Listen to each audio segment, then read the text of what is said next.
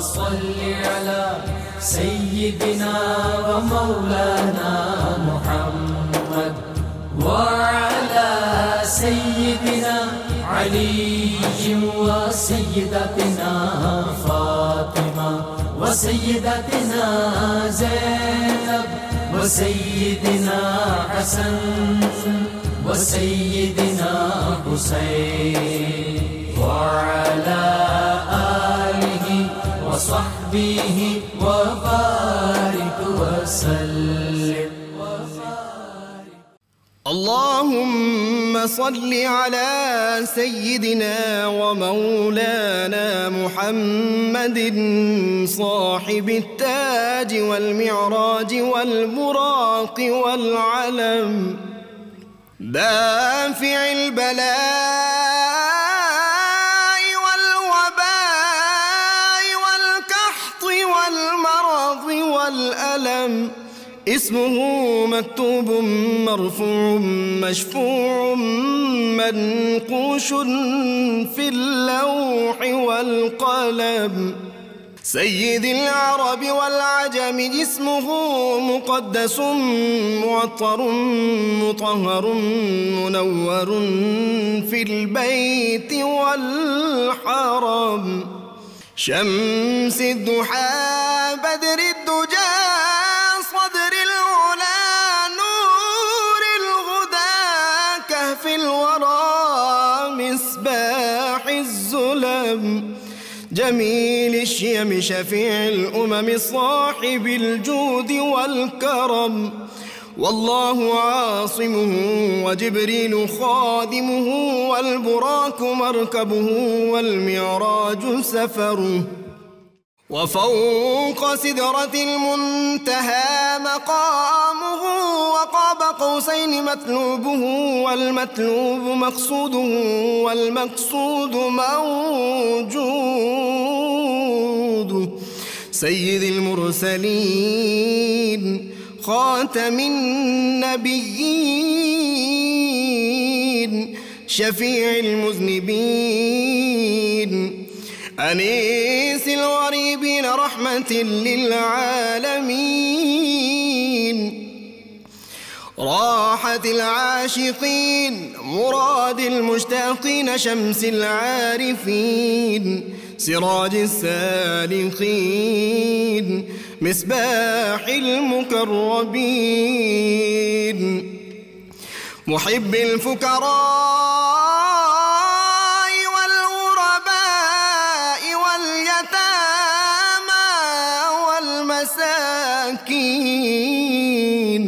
سيد الثقلين نبي الحرمين إمام القبلتين وسيلتنا في الدارين صاحب قاب قوسين محبوب رب المشرقين ورب المغربين جد الحسن والحسين مولانا ومولى الثقلين سيدنا أبي القاسم محمد بن عبد الله نور من نور الله يا أيها المشتاقون بنور جماله بلغ العلا بكماله كشف الدجى بجماله حصنت جميع خصاله صلوا عليه وآله وأصحابه وسلموا تسليما محمد وعلى سيدنا علي وسيدتنا बिस्मिल्लाहिर्रहमानिर्रहीम। अस्सलाम वालेकुम नाज़रीन, प्रोग्राम सुबह नूर के साथ आपका मेज़बान नज़ीर अहमद गाज़ी हाजिर है। नाज़रीन किराम, हज़रत अबू अनीस मोहम्मद बरकत अली साहब रहमहुल्लाह की मशहूर तालीफ़ अस्माउन नबील करीम सल्लल्लाहु अलैहि वसल्लम से एक इसमें मुबारक पढ़ने की सआदत हासिल कर रहा हूँ। सैयदना अल अतयबु सल्लल्लाहु अलैहि वसल्लम, हमारे सरदार खुशबूदार, दरूद व सलाम भेजे अल्लाह आप सल्लल्लाहु अलैहि वसल्लम, आपकी आले पाक और आपके सहाबा किराम पर। सैयदना अबू हुरैरा रज़ियल्लाहु अन्हु बयान करते हैं کہ ایک شخص حضور نبی کریم صلی اللہ علیہ وآلہ وسلم کی بارگاہ اقدس میں حاضر ہو کر عرض کرنے لگا، یا رسول اللہ صلی اللہ علیہ وآلہ وسلم، میں نے اپنی بیٹی کا نکاح کیا ہے، تو میری خواہش ہے کہ آپ صلی اللہ علیہ وسلم میری بیٹی کے لیے کچھ تحفتاً عطا فرمائیں۔ آپ صلی اللہ علیہ وآلہ وسلم نے فرمایا، ایک بوتل لاؤ۔ چنانچہ وہ شخص جب بوتل لے آیا تو آپ صلی اللہ علیہ وسلم نے اپنا پسینہ مبارک اس بوتل میں عطا فرمایا۔ راوی بیان کرتے ہیں کہ اس شخص کی بیٹی جب آپ صلی اللہ علیہ وآلہ وسلم کا پسینہ مبارک اپنے کپڑوں پر لگاتی تو پورے مدینے میں خوشبو پھیل جاتی اور لوگ دور سے پہچان لے کے کہ یہ خوشبو رسول صلی اللہ علیہ وسلم ہے، یعنی آپ صلی اللہ علیہ وسلم کے پسینہ مبارک کی خوشبو ہے۔ ناظرین کرام، آج ہمارا موضوع انتہائی اہمیت کا حامل ہے اور یہ ہر معاشرے کے لیے بڑی اہمیت کا حامل ہے۔ آج کا ہمارا موضوع ہے احتجاج اور سوشل بائیکاٹ کی شرعی حیثیت کیا ہے، اس کا طریقہ کار کیا ہے۔ اور میرے ساتھ آج جو میرے مہمان ہیں ان کا میں انٹرو سے پہلے ہی تعارف کرا دوں۔ بہت سینئر صحافی اور 92 جو روزنامہ ہے اس کے چیف ایڈیٹر ہیں جناب سید ارشاد احمد عارف، سینئر صحافی ہیں، اور ان کے ساتھ تشریف فرما ہے کئی کتابوں کے مصنف ہیں، نوجوان اسکالر علامہ محمد احمد برکاتی، اور ان کے ساتھ صحافت سے بھی تعلق رہا، انتظامیہ سے بھی تعلق رہا، اور بہت سنجیدہ، متین اور بڑے صاحبان حکمت میں ان کو لوگ شمار کرتے ہیں، بہت گہری نظر رکھتے ہیں سیاسی معاملات پہ بھی۔ جناب نور اللہ صدیقی صاحب ہمارے ساتھ ہیں۔ ناظرین کرام، اس دین اسلام نے زندگی کا کوئی شعبہ، کوئی مرحلہ ایسا نہیں جہاں ہماری رہنمائی نہ ہو۔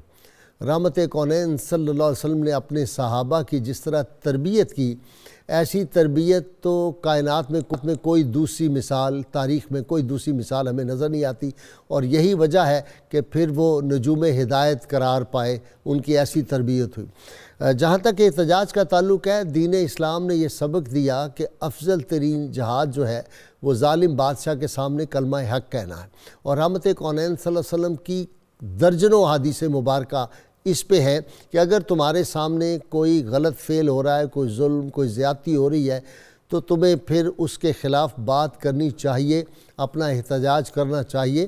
اور پھر بنی اسرائیل کے بارے میں فرمایا کہ وہ اس لیے بھی تباہ ہو گئے کہ جب کوئی بڑا کوئی جرم کرتا تھا تو اس کے خلاف خاموش رہتے تھے، چھوٹا کرتا تو بہت جلدی اس پہ اپنا اظہار کرتے تھے۔ اور اسی طرح جب ایک بستی پہ ظلم ہوا، ایک بستی پہ جب اللہ تعالیٰ کا عذاب آیا، تو جس فرشتے کی ڈیوٹی تھی عذاب وہاں پہ اس بستی کو الٹنے کی، اسے کہا یا اللہ یہاں تو کچھ لوگ ہیں وہ بڑے عابد و زاہد اور روزہ رکھنے والے، نمازیں پڑھنے والے، تو ان کے بارے میں کیا؟ تو ارشاد ہوا کہ جب یہ میری نافرمانی ہو رہی تھی تو یہ کہاں خاموش بیٹھے ہوئے تھے، سب سے پہلے ان کو الٹ دو اس بستی میں۔ تو اس لیے جو صاحبان علم، فکر اور جن کو اللہ تعالیٰ نے قوت اور طاقت دی ہو، ان کا حق ہے کہ وہ احتجاج کریں۔ اور اس کا ایک مثال ہمیں جو ملتی ہے، میں اس کو لفظ احتجاج تو نہیں کہوں گا، لیکن ڈفرنس آف اوپینین ہم جو دیکھتے ہیں کہ صلح حدیبیہ کے وقت سیدنا عمر فاروق رضی اللہ تعالیٰ کی نظر میں وہاں تک جو حکمت نبوی صلی اللہ علیہ وسلم تھی اس طرف صحابہ کی اس درجے پہ توجہ نہیں گئی، اور اس لیے کہا کہ یہ جو شرائط ہے کہ اگر کوئی کافر آ جائے، مکہ سے وہ آ جائے کوئی، تو اس کو واپس کر دیں گے، ہمارا کوئی آدمی چلا جائے واپس نہیں کریں گے۔ تو اب حکمت پیغمبرانہ حکمت یہ تھی کہ آپ صلی اللہ علیہ وسلم کو تو معلوم تھا کہ ہمارا کوئی آدمی ان کے ہاں نہیں جائے گا، ان کا آدمی ہماری طرف آ سکتا ہے، تو اس شرائط پہ اس لیے مان لیا گیا تھا۔ اسی طرح ہم دیکھتے ہیں کہ صحابہ کرام نے سیدنا عمر فاروق رضی اللہ تعالیٰ نے جب وہ جو تھا حق مہر مقرر کرنے کی کوشش کی تھی، تو اس وقت ایک خاتون نے اٹھ کے کہا تھا کہ جو بات اللہ اور رسول نے نہیں فکس فرمائی آپ کیسے کر سکتے ہیں، وغیرہ وغیرہ۔ اور وہ کرتے والی مثال تو زبان زد عام ہے کہ آپ نے جو لمبا کرتا پہنا ہوا تھا تو اٹھ کے ایک صاحب نے پوچھا کہ آپ نے یہ کرتا کہاں سے لیا، ہمیں تو ایک ایک چادر ملی، آپ کے پاس کہاں سے 2 چادریں آئیں؟ آپ نے اپنے بیٹے کی طرف اشارہ کیا، انہوں نے وہ بتایا کہ اس طرح میں نے اپنی چادر اپنے والد کو دے دی ہے۔ تو سیدنا عمر فاروق رضی اللہ تعالیٰ نے جب شکر ادا کیا کہ اللہ کا شکر ہے کہ ہمارے ہاں ایسے لوگ موجود ہیں، اگلا فکرہ اس نے جو کہا وہ کمال کا تھا۔ انہوں نے کہا اگر آپ ٹھیک نہیں ہوں گے ہم نیزے کی انی سے آپ کو ٹھیک کر دیتے۔ تو یہ احتجاج کا ایک حق تھا، اور یہی احتجاج جو ہے ہمیں نظر آتا ہے۔ سیدنا علی المرتضیٰ، سیدنا امام حسین علیہ السلام جو تھے وہ بھی احتجاج ہی اصل میں ایک طریقہ تھا ظلم اور زیادتی کے خلاف۔ اور پھر امام مالک کو جو کوڑے لگائے گئے، امام احمد بن حنبل کو جو کوڑے لگائے گئے، مجدد الثانی جیل میں جو گئے، اور مولانا فضل خیر آبادی نے جو قید و بند کی صعوبتیں برداشت کی، مولانا کفایت علی کافی اور دیگر اس وقت علماء نے، مولانا محمد علی جوہر نے، نام لیتا جاؤں، یہ جو لوگوں نے قربانیاں دیں اور ختم نبوت کے معاملے پہ اور ناموس رسالت پہ ہم نکلے، احتجاج کیا، اور جس طرح کے جو ذرائع ہو سکتے تھے، لیکن ان ذرائع کو استعمال کرتے ہوئے یہ ہمیں خیال رکھنا چاہیے کہ کسی کے حقوق متاثر نہ ہو، کسی کے ساتھ ظلم اور زیادتی نہ ہو۔ اور جہاں تک سوشل بائیکاٹ کا تعلق ہے، وہ واضح طور پہ قرآن حکیم میں احکامات دے دیے گئے کہ اگر اللہ اور رسول کے ساتھ کوئی دشمنی رکھتا ہے، تم نے اس کے ساتھ نہ دوستی رکھنی ہے، نہ دل میں تم نے ان کے لیے کوئی ہمدردی کا جذبہ رکھنا ہے۔ اگر تمہیں ماں باپ عزیز ہو، اور پھر ایک حدیث پاک میں آتا ہے کہ یہ اگر خیال کر کے بندہ کہ میرا اس سے تعلق ہے، تو بنی اسرائیل اس لیے تباہ ہوئے تھے کہ ایک دن تو احتجاج کرتے تھے سوشل بائیکاٹ، دوسرے دن کہتے تھے نہیں ہماری ان سے دوستی بھی تو ہے، اس لیے وہ تباہ ہو گئے تھے۔ دوستی نہیں، اللہ تعالیٰ فرماتا ہے، حدیث پاک میں آتا ہے، آپ صلی اللہ علیہ وسلم فرمایا، اللہ تعالیٰ فرماتے ہیں کہ تم نے میرا حیا نہیں کیا، تمہیں میرا خیال نہیں آیا، تمہیں اپنی دوستی، اپنی دنیاوی تعلقات کا خیال آیا۔ اللہم صلی علی سیدنا و مولانا محمد وعلى سيدنا علي وسيدتنا فاطمة وسيدتنا زينب وسيدنا حسن وسيدنا حسين وعلى آله وصحبه وبارك وسلم۔ اللهم صل على سيدنا ومولانا محمد وعلى سيدنا علي وسيدتنا فاطمة وسيدتنا زينب وسيدنا حسن وسيدنا حسين وعلى آله وصحبه وبارك وسلم۔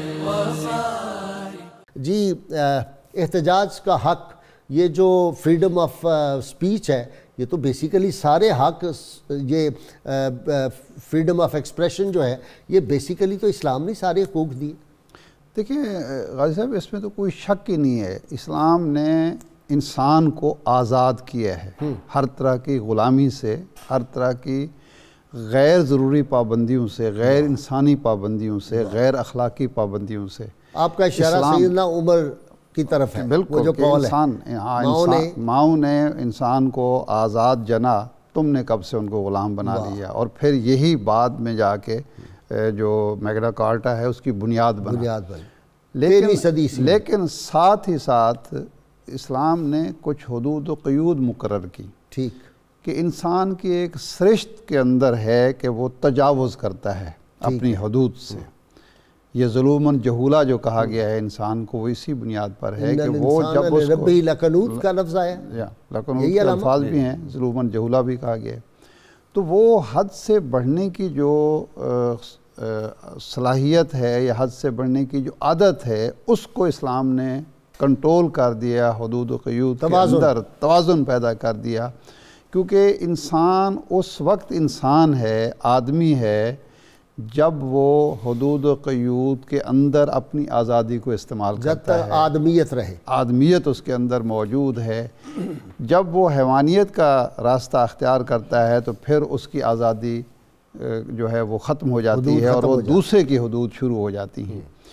ہمارے ہاں پرابلم یہ ہے، جو ہمارا اس وقت معاشرہ نظر آ رہا ہے، ہم نے ایک معاشرے کو بالکل مادر پدر آزاد معاشرے میں تبدیل کرنے کی ساری کوششیں کر چھوڑی ہیں. ہمارا میڈیا ہو، ہماری سیاسی جماعتیں ہوں، ہماری مذہبی جماعتیں ہوں، طبقات ہوں، ہمارے اسکول ہوں، ہمارے کالج ہوں، ہماری یونیورسٹی ہوں، تو ان حدود و قیود کا خیال نہیں رکھا جا رہا جو بدقسمتی سے ان اقوام نے رکھا ہے جو مسلمان نہیں ہیں، جو ہمارے معروف معنوں میں جنہوں نے اسلام کو پڑھا نہیں ہے، جو اسلام کو سمجھتے نہیں ہیں، مانتے نہیں ہیں. ٹھیک ہے، ہم ماننے والے ہیں اسلام کو نہیں مانتے، اسلامی تعلیمات کو مانتے، تعلیمات کو، کیونکہ انہوں نے تجربے کی بنیاد پر یہ سمجھا کہ یہی ہے انسانیت اور اسی کے ذریعے ہم فلاح پا سکتے ہیں دنیا میں، ہم اپنی ریاست کو قائم رکھ سکتے ہیں، ہم معاشرے کو متوازن انداز میں آگے بڑھا سکتے ہیں. صحیح.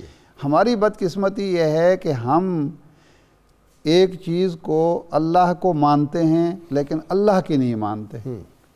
یعنی یہ ہے، وہ اللہ کو نہیں مانتے، اللہ کی مان رہے ہیں کہ ان کے جو حدود و قیود ہیں جس حد تک ممکن ہے اپنے معاشرے کی اصلاح کے لیے وہ اس پر عمل کر رہے ہیں. اور علامہ صاحب آپ کی طرف آ رہا ہوں. یہ جو سوشل بائیکاٹ کا تصور ہے، یہ تو اسلام نے سب سے پہلے میں سمجھتا ہوں دیا ہے. بسم اللہ الرحمن الرحیم. کون سے حالات ہیں جن میں ہم سوشل بائیکاٹ کر سکتے ہیں، اور کون سی حدود، جیسے سید صاحب نے فرمایا کہ یہ لائن آ گئی ہے، اس سے آگے نہیں آپ نے بڑھنا، ریڈ لائن کہاں آتی ہے؟ بسم اللہ الرحمن الرحیم. غازی صاحب، یقیناً آج کا جو ٹاپک ہے وہ انتہائی اہمیت کا حامل ہے، اور اس میں ہمیں سب سے پہلے اسلامی نقطہ نظر کو ہی دیکھنا چاہیے، جو عامت الناس کے لیے بطور خاص ضروری ہے. صحیح. سب سے پہلی بات تو یہ کہ اسلام احتجاج کا حق دیتا ہے، لیکن محدود انداز میں. ٹھیک.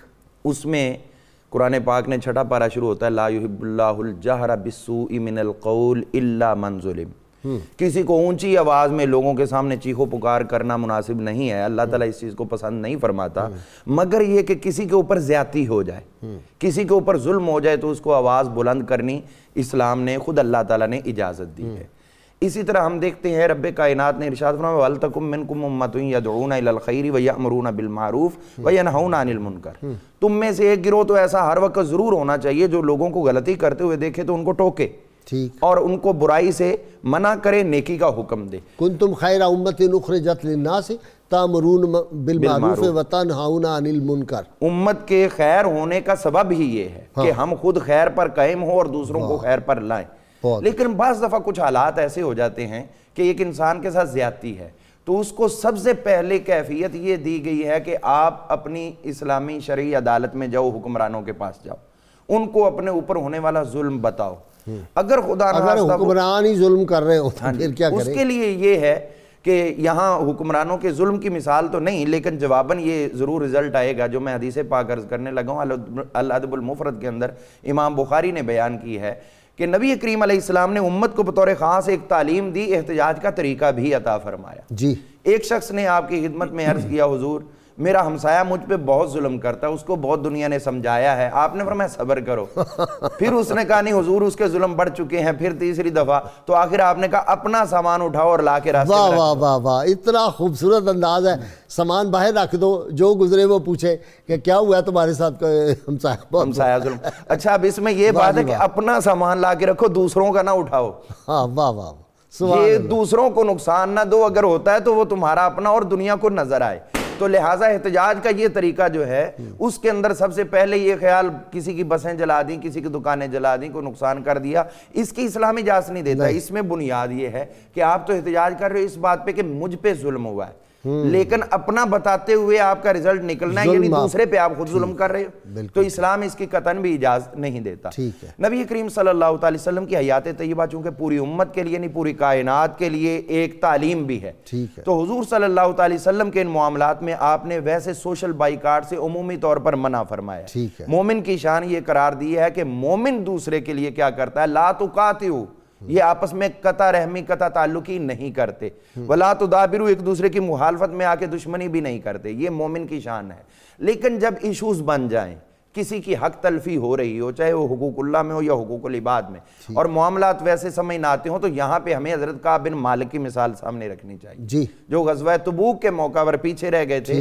تو حضور صلی اللہ علیہ وسلم نے جب انہوں نے از خود کہا کہ ہمارا فیصلہ اللہ کرے گا، تو آپ نے پھر سب کو روک دیا کہ ان کے ساتھ آپ نے معاملات نہیں کرنے، لین دین نہیں کرنا. سوشل بائیکاٹ ہوا باقاعدہ، کوئی ان سے بات ہی نہیں کرتا تھا. اور یہاں تک کہ انہوں نے خود کہہ دیا کہ حضور اگر اس حکم میں میری بیوی شامل ہے تو میں اس سے بھی الگ ہوتا ہوں. تو یہ چیز، اور اسی طرح سالبہ جنہوں نے زکوٰۃ دینے سے انکار کر دیا تھا، حضور صلی اللہ علیہ وسلم کو آپ کی دعاؤں کی بدولت سب کچھ ملا، اور جب ملا تو زکوٰۃ دینے سے انکار کیا، تو حضور صلی اللہ علیہ وسلم نے اللہ کے حکم کی بنا پر اس سے قطع تعلقی فرمائی. اور اس کے بعد دور ابو بکر صدیق میں بھی صحابہ نے قطع تعلقی رکھی، حضرت عمر فاروق کے دور میں بھی قطع تعلقی رکھی. یہ ہے سوشل بائیکاٹ.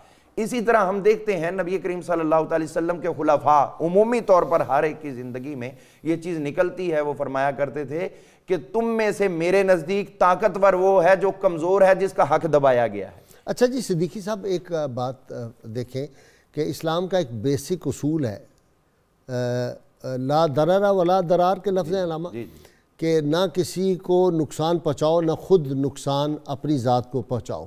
ٹھیک ہے جی. تو یہ ایک بیسک پرنسپل اسلام نے طے کر دیا. یعنی یہ جو ہے آزادی، یہ اس وقت تک تو آزادی ہے آپ کے ہاتھ جب تک اپنا کام کرتے رہیں، لیکن جب وہ میری گال تک پہنچے تو پھر آپ کی آزادی وہاں پہ ختم ہو جاتی ہے، وہ حد ختم ہو جاتی ہے. جی جی دیکھیں، اس امت کو ایک امتیاز دیا گیا ہے کہ یہ اعتدال والی امت ہے. یہ اپنے رد عمل میں تجاوز نہیں کرتی، یہ خصوصیت بیان کی گئی ہے. یہ آپ نے درست بات کی کہ جب آپ لاٹھی ہلانا آپ کا حق ہے، لیکن وہاں آپ کا حق ختم ہو جاتا ہے جہاں کسی کی ناک شروع ہوتی ہے. تو ہر سوسائٹی کے اندر تجاوز کرنے والے لوگ اور جائز ناجائز خواہشات کی تکمیل کے لیے لوگ موجود ہوتے ہیں، عناصر گروپ موجود ہوتے ہیں. لیکن یہاں پر توازن جو ہے وہ ریاست اور اس کے ادارے اس توازن کو قائم کرتے ہیں. جب ریاست کا کردار اور اس کے اداروں کا کردار ہم محدود دیکھتے ہیں اور یا اس کو جب مائنس کر دیا جاتا ہے تو پھر قانون ہاتھ میں لے لیا جاتا ہے. میں سمجھتا ہوں کہ ہمارا اس وقت ہماری سوسائٹی کے اندر جو عدم برداشت بڑھ رہا ہے، جو ہمارے رویوں میں شدت آ رہی ہے، اس کی ایک بڑی وجہ ہمارے ریاستی اداروں کا جو کردار ہمیں نظر آنا چاہیے آئین اور قانون کے مطابق، وہ ہمیں نظر نہیں آ رہا. جب یہ کردار مؤثر ہو جائے گا تو پھر سوسائٹی کے وہ طبقات جو اپنے رد عمل میں شدت دکھاتے ہیں، کسی کی حق تلفی کرتے ہیں، تو ہم اس کو محدود کر سکتے ہیں. جو سیکھنے کا عمل ہے، اگر ہم 5 سال کے بچے کو اسکول میں بھیجتے ہیں، 5 سال سے لے کر 16 سال تک ہم اپنے بچوں کو کس ماحول کے حوالے کرتے ہیں؟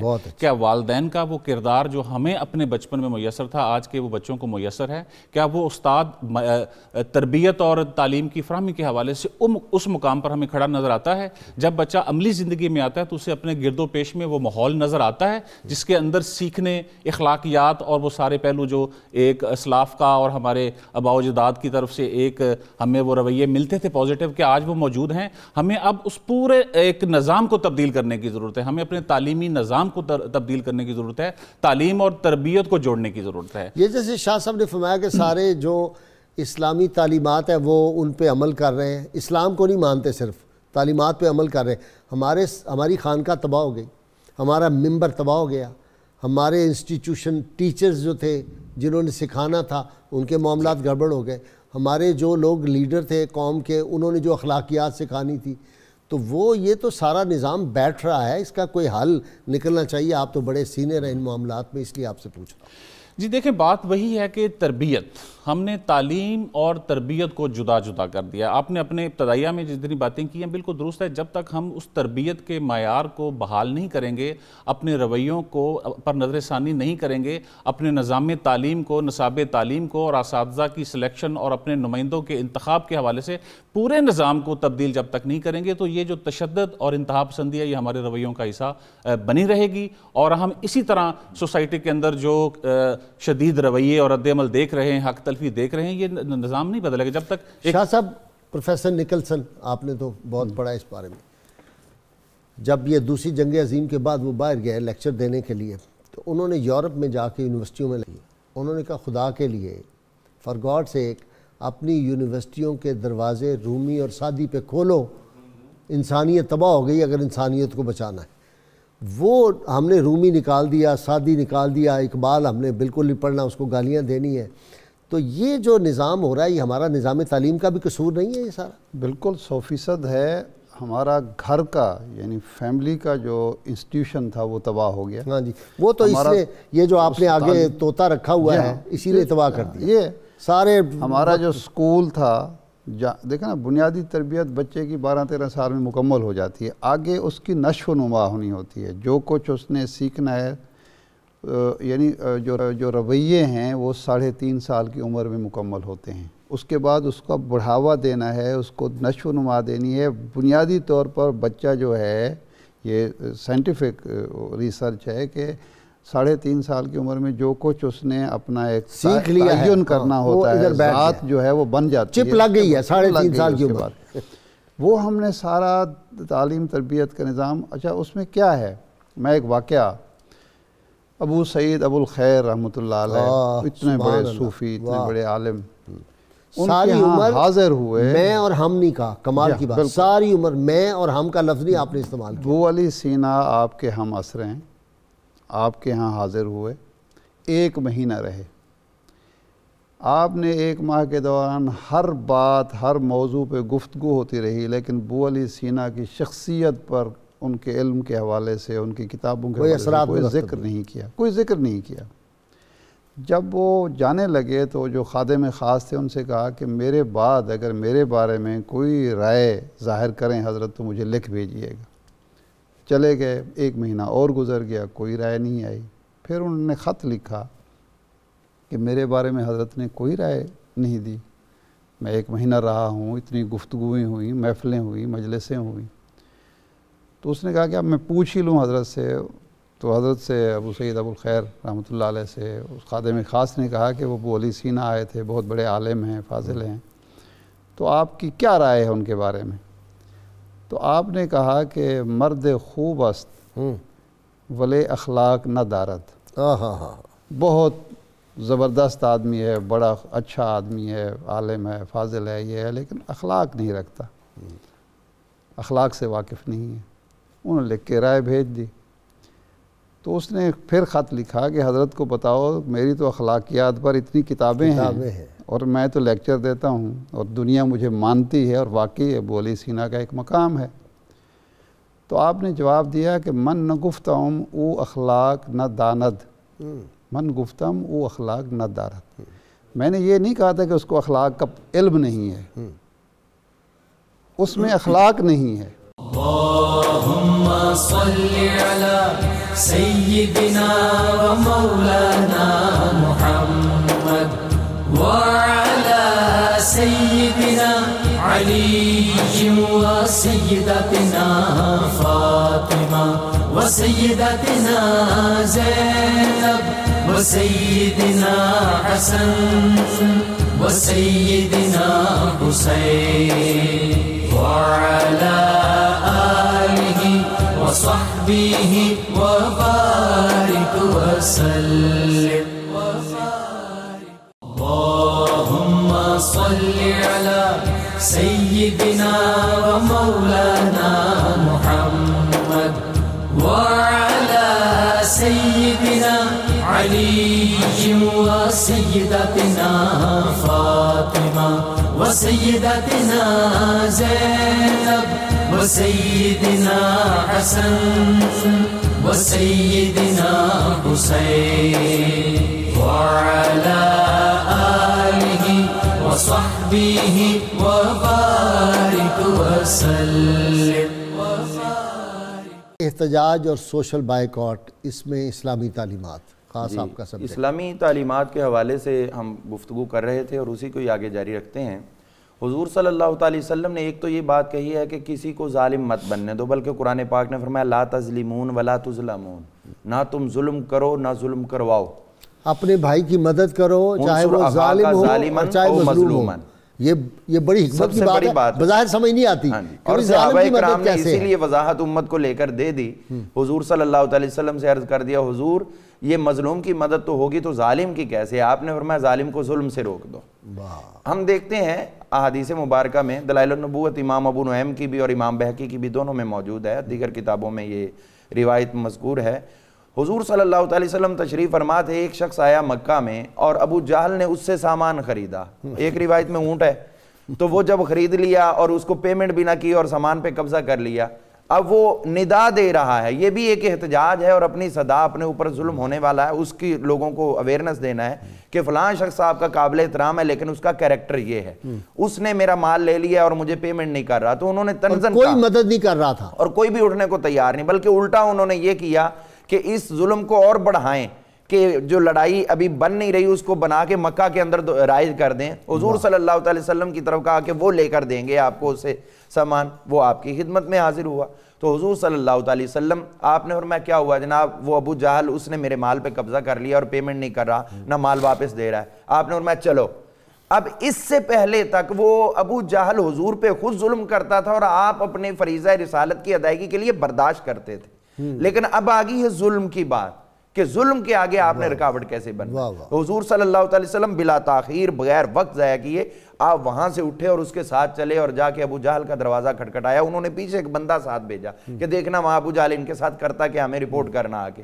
تو یہ میڈیا کا کردار جو ہے نا وہ بھی متعین ہو رہا ہے کہ اگر منفی کردار ہے تو وہ کفار کی طرف سے اور مثبت ہے تو وہ مسلمانوں کی طرف سے، مومنوں کی طرف سے۔ اب حضور صلی اللہ علیہ وسلم وہاں پر پہنچے ہیں، آپ نے دروازے پہ دستک دی، اس نے اندر سے پوچھا کون؟ آپ نے فرمایا محمد صلی اللہ علیہ وسلم۔ تو اس نے سنا تو بڑا غصہ ہے، جیسے ہی دروازہ کھولا تو اس کی حالت بدل گئی، اور امام ابو نعیم نے لکھا کہ یوں لگا کہ جیسے اس کے چہرے سے خون ہی نچڑ گیا ہو، اور وہ آپ کے سامنے کھڑا ہوا، حضور حکم کریں۔ آپ نے فرمایا تو نے اس کا سامان لیا ہے؟ جی لیا ہے۔ فرمایا چلو واپس کرو۔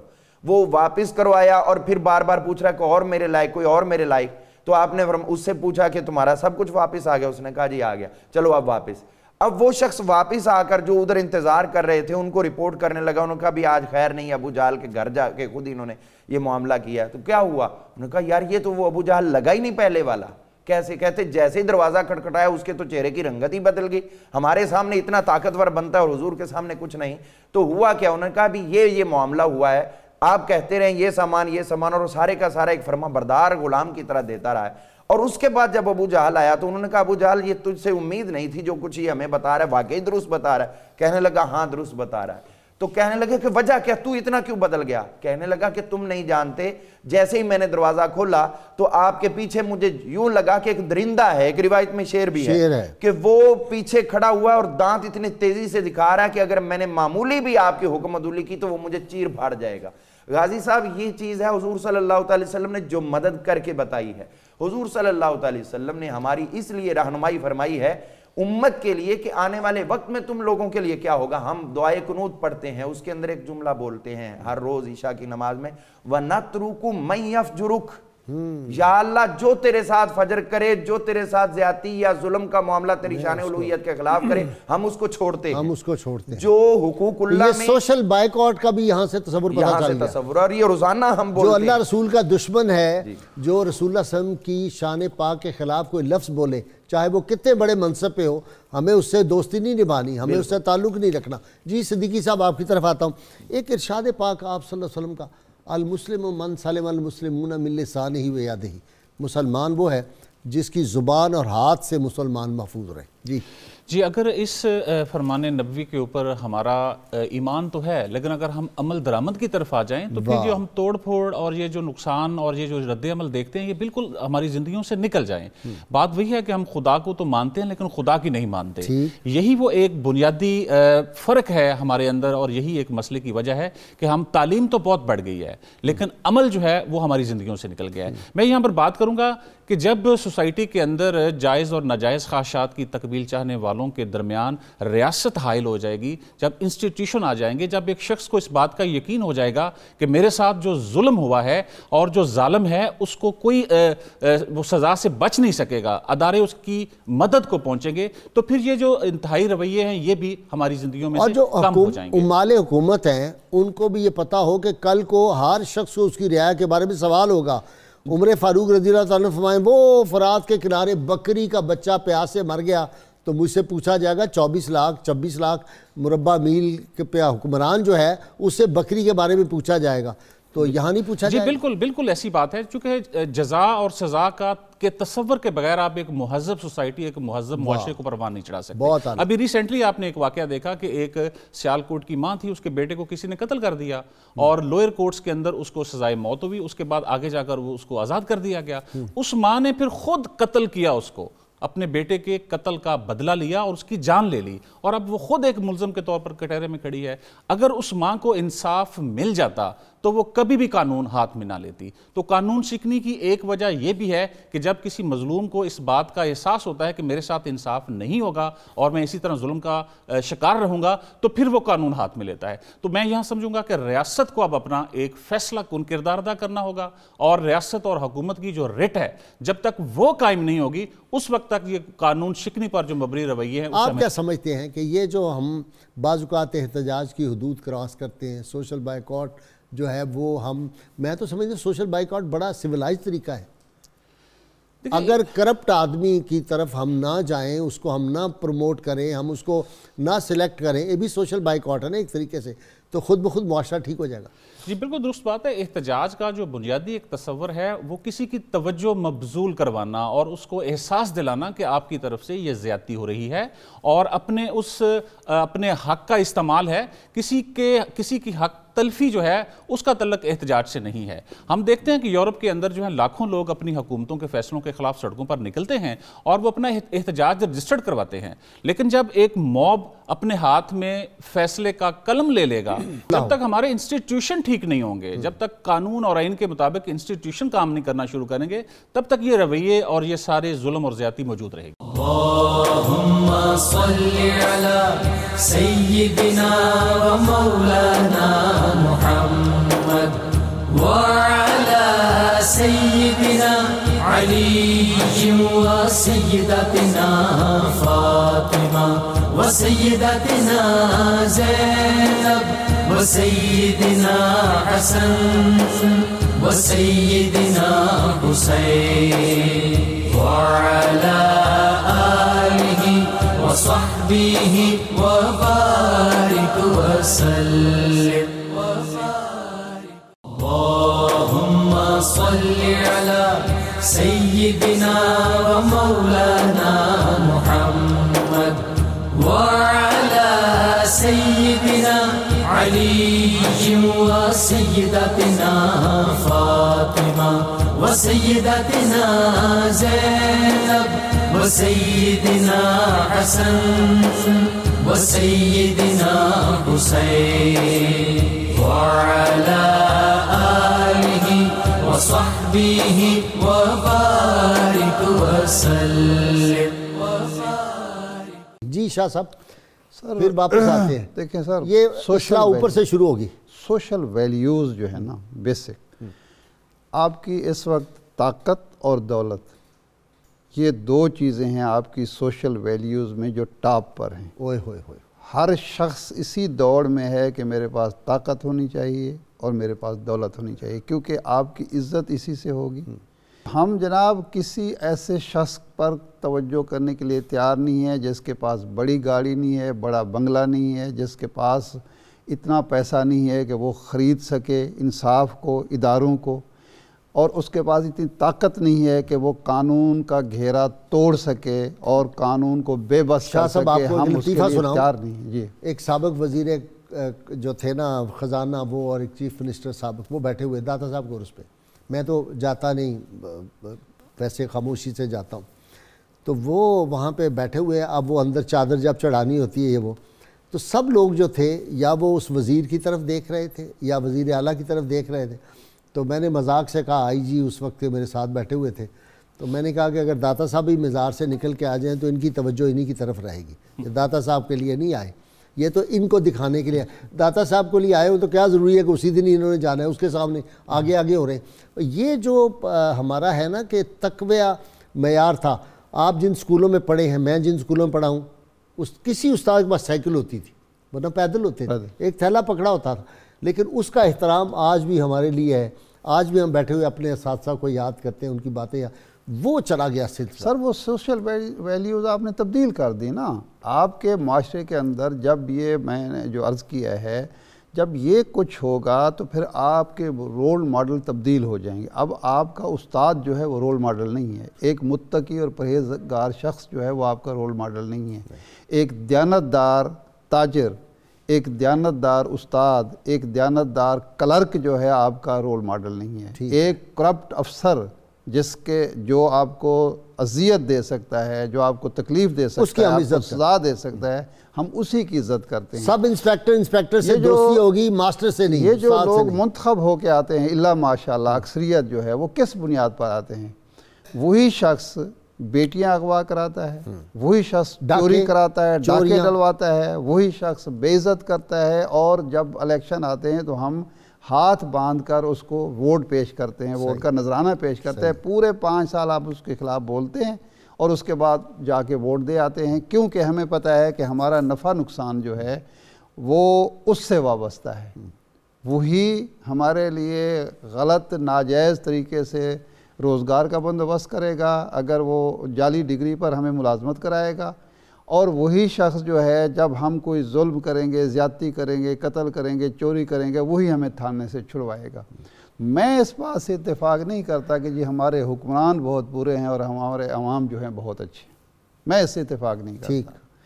جب تک وہ جو رسول اللہ صلی اللہ علیہ وسلم کا طریقہ کار ہے، اسوہ حسنہ ہے، کہ آپ نے کھڑے ہو کے مکہ کے لوگوں سے یہ نہیں کہا کہ آپ لوگ بہت اچھے ہو، آپ کو ابو جہل جیسا لیڈر ملا ہے. آپ نے فرمایا کہ تم جہنم کے کنارے پہنچ چکے ہو، کھڑے ہو، ٹھیک ہے، میں تمہیں نکالنا چاہتا ہوں. ان کی برائی، ان کی خرابیاں، ان کی کمزوریاں یاد دلائیں. اور اچھا جی علامہ صاحب ذرا آپ بتائیں، آپ اور صدیقی صاحب دونوں کے ذمے ہیں، حال کیا ہے آپ کے نزدیک؟ حال اس کا سب سے پہلی بات تو یہ ہے کہ اگر آپ ایک گاڑی چلا رہے ہیں، احتجاج حق ہے، جی سوشل بائیکاٹ حق ہے، اس کو کس طرح ان حدود کے اندر جو دائرہ اسلام میں ہے ان کے درمیان رہ کے لوگوں کو اس طرف لگایا جائے، اس کا حل آپ بتا دیں. میں یہ عرض کرنا چاہتا ہوں کہ اگر آپ گاڑی چلا رہے ہیں، آپ کا حق ہے اپنی سائیڈ پہ چلائیں، ٹھیک ہے، چاہے سینکڑوں میل چل جائیں. آپ کا یہ حق نہیں ہے کہ مخالف سمت چلانا شروع کر دیں. بہت اچھا. سب سے پہلی بات ہے کہ ہمیں اپنی حدود کے اندر رہنا چاہیے، کسی اور کی حدود میں مداخلت نہیں کرنی چاہیے. حضور صلی اللہ علیہ وسلم نے اس لیے فرمایا آتوا الطریق حقہ، رستے کا حق ادا کرو. وما حقہ، حضور اس کا حق کیا ہے؟ فرمایا اس کے حقوق میں سے ایک حق یہ ہے کف الاذی، وہاں کسی کے لیے کوئی تکلیف دہ چیز نہ چھوڑو، کسی اور کے لیے مصیبت نہ بنو. یہ دھرنے جو ہیں یہ اس کی اسلام میں اجازت نہیں. اسلام کے اندر اجازت ہے جب تک دوسروں کے لیے آپ رکاوٹ نہیں بنتے، جب تک آپ سڑکیں نہیں بند کرتے، سڑکیں بند نہیں کرتے. اور یہ آپ نے فرمایا کہ جب بیٹھو تو اس طرح شائستہ بن کے بیٹھو، رد السلام، لوگ تمہیں سلام بھی بلائیں، تم ان کا جواب بھی دو، نہ کہ لوگ دور سے رستے بدلیں.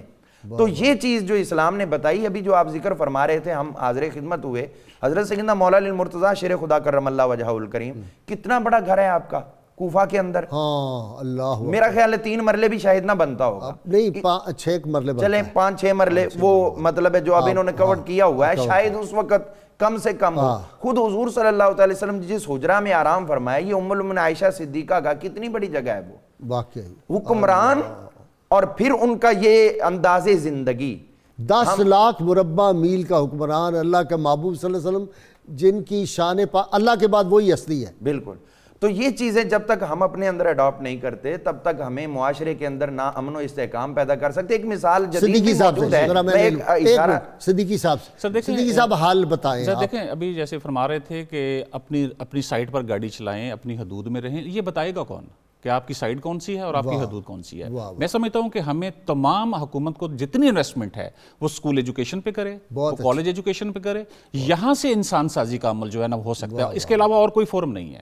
اب ہم کبھی دیکھتے ہیں کہ 20-22 سال بچہ کس ماحول میں پڑھ کر عملی زندگی میں قدم رکھتا ہے، وہاں پڑھایا کیا جا رہا ہے، کن لوگوں کے ہاتھوں میں ہم نے اپنے بچوں کی تربیت کی باغ ڈور دی ہوئی ہے، یہ کبھی کسی نے سوچا؟ اور پھر جب وہ بچہ تیار ہو کے ایک ڈگری لے کر عملی زندگی میں قدم رکھتا ہے اور پھر وہ بنگلہ، گاڑی، طاقت، دولت کے حصول کی طرف دوڑتا ہے، تو پھر ہم کیوں کفی افسوس ملتے ہیں؟ مجھے بتائیں نا، سکولوں کی فیسیں آپ اور ہم سفید پوش ہیں، وہ ان کی ریچ سے باہر نہیں ہو گئی. پھر سکولوں کے بعد ٹیوشن، وہ اتنا مہنگا سارا سسٹم ہے بچوں کو پڑھانے کا. اور نعرے ہم لگاتے تھے کہ موجودہ حکومت کے بھی جو ذمہ داران ہیں نعرے لگاتے تھے سب کو برابر ہوگی تعلیم. کوئی برابر تعلیم نہیں. بالکل درست بات ہے. اب یہاں پر پھر وہ ریاست کا کردار شروع. اسلامی ریاست مدینہ میں تعلیم مفت تھی. کیوں شاہ صاحب میں ٹھیک کہہ رہا ہوں؟ جی بالکل. اسلامی ریاست میں تعلیم مفت ہوتی ہے. جی بالکل. آج کے والدین کا مسئلہ کیا ہے؟ بچے کی فیس، بچے کو سکول چھوڑنا، بچے کو سکول سے لانا. اگر والدین صرف یہی کام کریں نا تو وہ اور کوئی کام نہیں کر سکتے. تو یہاں پر وہی کہ نظام تعلیم کو، نظام نصاب کو اثر نو دیکھنا ہوگا، ورنہ اسی طرح ہم چیختے رہیں گے، چلاتے رہیں گے. بہت شکریہ صدیقی صاحب آپ کا بھی، علامہ صاحب آپ کا، سید صاحب آپ کا بھی بہت شکریہ. ناظرین کرام، کتاب الشفا سے نسخے کا وقت ہو گیا. یہ آنکھ درد کا روحانی علاج ہے جی. اول و آخر درود پاک کے ساتھ 41 مرتبہ سورۃ الفاتحہ پڑھ کر پاری پر دم کر کے 7 قطرے آنکھوں میں ڈالیں. انشاءاللہ آنکھ کا درد ختم ہو جائے گا. شرط یہ ہے کم از کم 11 مرتبہ اول و آخر کوئی بھی درود پاک جو آپ کو آتا ہے وہ ضرور پڑھیں. سیدنا علی المرتضیٰ شیر خدا فاتح خیبر ارشاد فرماتے ہیں، یہ دنیا جس کو تو محبت کی نگاہ سے دیکھتا ہے اس آخرت سے بہتر نہیں ہے جسے تو بھول چکا ہے. اللہم صلی علی سیدنا و مولانا محمد وعلى سيدنا علي وسيدتنا فاطمة وسيدتنا زينب وسيدنا حسن وسيدنا حسين وعلى آله وصحبه وبارك وسلم.